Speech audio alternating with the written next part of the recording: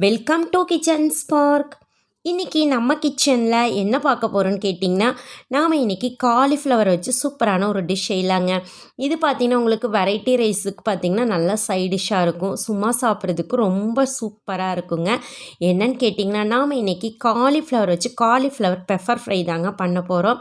ரொம்ப ரொம்ப சூப்பராக உதிரியாக நம்ம இந்த பெப்பர் ஃப்ரை செய்ய போகிறோங்க. எப்படி செய்யலான்னு பார்க்கலாம். அதுக்கு முன்னாடி இன்னும் நீங்கள் நம்ம சேனலை சப்ஸ்கிரைப் பண்ணாமல் இருந்தீங்கன்னா சப்ஸ்கிரைப் பண்ணிடுங்க. அப்படியே பக்கத்தில் இருக்கிற பெல் ஐக்கானையும் கிளிக் பண்ணிடுங்க. காலிஃப்ளவர் எடுத்துட்டோன்னா நல்லா க்ளீனிங் பர்பஸ் இதில் ரொம்ப ரொம்ப முக்கியங்க. ஃபஸ்ட்டு நம்ம நல்லா காலிஃப்ளவரை க்ளீன் பண்ணிக்கலாம். அதில் இருக்கிற மண், குப்பை, தூசி எல்லாம் போயிடுற அளவுக்கு நல்லா க்ளீன் பண்ணிடணும். பாருங்கள், இந்த மாதிரி நம்ம வெட்டி எடுத்துகிட்டு காலிஃப்ளவரை நம்ம ஒரு சுடு தண்ணியில் தாங்க நான் ஆட் பண்ணியிருக்கேன். கடாயில் ஒரு அரை ஸ்பூன் அளவுக்கு பார்த்திங்கன்னா மஞ்சத்தூளும், ஒரு ஸ்பூன் அளவுக்கு உப்பும் ஆட் பண்ணிவிட்டு இந்த தண்ணி ஒரு கொதி வந்துடணுங்க. நம்மளுக்கு காலிஃப்ளவர் உள்ளுக்குள்ளேயே கொதிச்சதுக்கப்புறம் எடுத்து நம்ம ஒரு 10 மினிட்ஸ் கழிச்சிட்டு நல்லா உங்களுக்கு அலசிட்டு நம்ம மறுபடியும் ஒரு பவுலுக்கு மாற்றிக்கலாம். பாருங்கள், நான் இப்போ வடித்து எடுத்துகிட்டு நான் மாற்றி வச்சுட்டேன் மிக்சிங் பவுலில். இதில் பார்த்திங்கன்னா ஒரு அரை கப் அளவுக்கு பார்த்திங்கன்னா நம்ம சோள மாவு தாங்க எடுத்துக்கிறேன். அப்புறம் பார்த்திங்கன்னா ஒரு 1/4 கப் அளவுக்கு மைதா எடுத்துக்கலாம். அவ்வளோதான் பாருங்கள். இதில் பார்த்திங்கன்னா நம்ம காரத்துக்கேற்ப பார்த்திங்கன்னா மிளகாத்தூள் ஆட் பண்ணிக்கலாங்க. பாருங்கள், நான் ஒரு டீஸ்பூன் அளவுக்கு மிளகாத்தூள் ஆட் பண்ணிவிட்டு நல்லா மிக்ஸ் பண்ணிக்கலாம். தண்ணி ஊற்றாமல் ஃபஸ்ட்டு மிக்ஸ் பண்ணி விட்டுட்டு அதுக்கப்புறம் நம்ம தண்ணி எடுத்துக்கலாம். தேவைப்பட்டால் நீங்கள் எடுத்துக்கலாம். பாருங்கள், இப்போ கொஞ்சமாக லைட்டாக தெளித்து மட்டும் விட்டுக்கலாம் நம்ம தண்ணி. பாருங்கள், லைட்டாக தெளித்து மட்டும் விட்டுக்கிறேன். இப்போ பார்த்திங்கன்னா நம்மளுக்கு நல்லா மாவு பார்த்திங்கன்னா காலிஃப்ளவரெல்லாம் நல்லா ஒட்டி வருங்க. பெப்பர் ஃப்ரை பண்ணப்போ பார்த்திங்கன்னா உதிரி உதிரியாக நம்மளுக்கு காலிஃப்ளவர் கிடைக்கணும்னு நம்ம இந்த மாதிரி பொரித்து எடுத்துகிட்டு நீங்கள் பெப்பர் ஃப்ரை பண்ணிங்கன்னா ரொம்பவும் சூப்பராக இருக்குங்க. ஸோ பாருங்கள், மிக்ஸ் பண்ணி வச்சாச்சு. நான் ஆல்ரெடி உப்பு போட்டிருக்கேன், நீங்கள் தேவைப்பட்டு ஆட் பண்ணிக்கோங்க. இப்போ பாருங்கள், நெக்ஸ்ட்டு நம்ம இதில் எண்ணெய் ஊற்றி வச்சுருக்கேன். நல்லா காஞ்சிரட்டும். நல்லா காஞ்சதுக்கப்புறம் பாருங்கள், இந்த மாதிரி ஒவ்வொன்றா நம்ம காலிஃப்ளவரை ஆட் பண்ணி விட்டுறலாம். நல்லா பொரிஞ்சு வரணும். ஸோ ஆட் பண்ணி விட்டுறலாம்.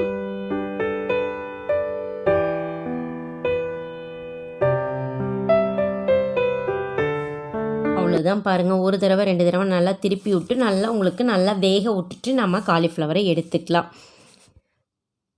பாருங்கள், நல்லா முறுமுறுன்னு வந்துருச்சு. இப்போ எடுத்துக்கலாம். நம்ம இதை வச்சு தாங்க பெப்பர் ஃப்ரை பண்ண போகிறோம். ஸோ எல்லாமே இந்த மாதிரி போட்டு எடுத்து வச்சுக்கலாம் நம்ம. நெக்ஸ்ட்டு பாருங்கள், ஒரு கடாயில் நம்ம ஆயில் போட்டுக்கலாம்.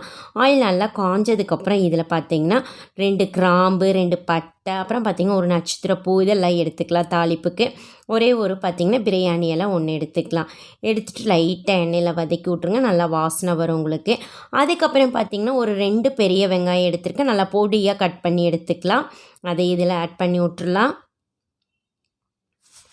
நெக்ஸ்ட்டு பார்த்திங்கன்னா ஒரு கொத்து அளவுக்கு கருகாப்பிலை இலையும் எடுத்துக்கலாம். எடுத்துட்டு நல்லா உங்களுக்கு வெங்காயம் வதங்கி வரணுங்க. ஸோ நல்லா வெங்காயம் வதங்கட்டும். வதங்கினதுக்கு அப்புறமா தான் நாம் இதில் பார்த்திங்கன்னா கொஞ்சம் நல்லா கண்ணாடி மாதிரி வதங்கணும். வதங்கி வரட்டும். அதுக்கப்புறம் இதில் பார்த்திங்கன்னா 1 டீஸ்பூன் அளவுக்கு பார்த்திங்கன்னா இஞ்சி பூண்டு பேஸ்ட்டு ஆட் பண்ணிக்கலாங்க. இதுவும் நல்ல எண்ணெயில் வதங்கணும். ஸோ வதங்கட்டும்.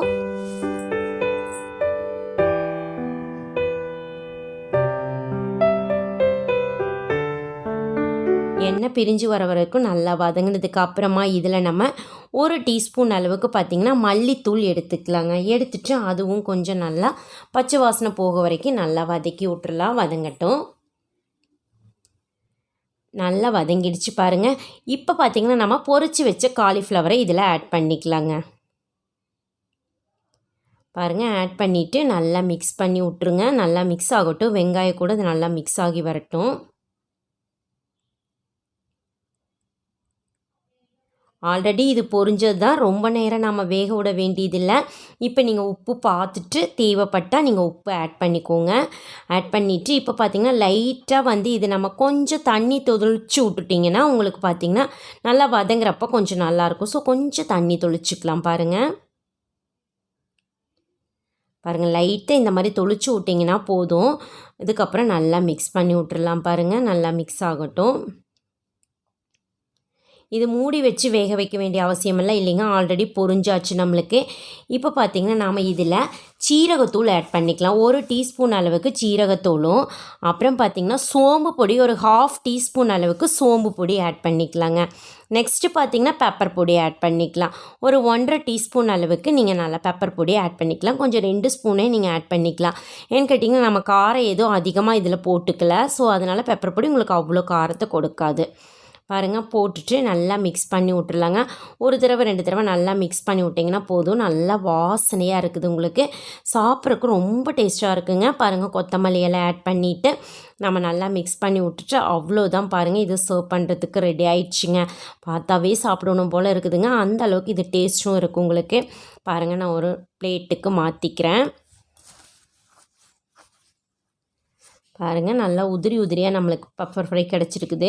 இது பார்த்திங்கன்னா உங்களுக்கு நம்ம வீட்டில் ஏதாவது வெரைட்டி ரைஸ் செய்கிறப்ப வச்சு சாப்பிட்றதுக்கு ரொம்ப ரொம்ப சூப்பராக இருக்குங்க. அது லெமன் ரைஸு அந்த மாதிரி ரைஸுக்கு வச்சு சாப்பிட்றதுக்கு இது ரொம்ப சூப்பராகவே இருக்கும். இந்த காலிஃப்ளவரை சும்மா சாப்பிட்றதுக்குமே ரொம்ப டேஸ்ட்டாக இருக்குங்க. ஸோ நீங்களும் ஒரு முறை காலிஃப்ளவர் வாங்கிட்டு வந்தீங்கன்னா இந்த மாதிரி பெப்பர் ஃப்ரை ட்ரை பண்ணி பாருங்கள். ட்ரை பண்ணி பார்த்துட்டு எப்படி இருக்குதுன்னு மறக்காமல் கமெண்ட் பண்ணுங்கள். உங்களுக்கு இந்த வீடியோ பிடிச்சிருந்ததுன்னா உங்கள் ஃப்ரெண்ட்ஸுக்கெல்லாம் ஷேர் பண்ணுங்கள், லைக் பண்ணுங்கள். கிச்சன் ஸ்போக் சேனலுக்கும் சப்ஸ்கிரைப் பண்ணுங்கள். மீண்டும் சந்திக்கலாங்க நம்ம நாளைக்கு இன்னொரு புது வீடியோவில். அது வரைக்கும் நன்றி, பாய்.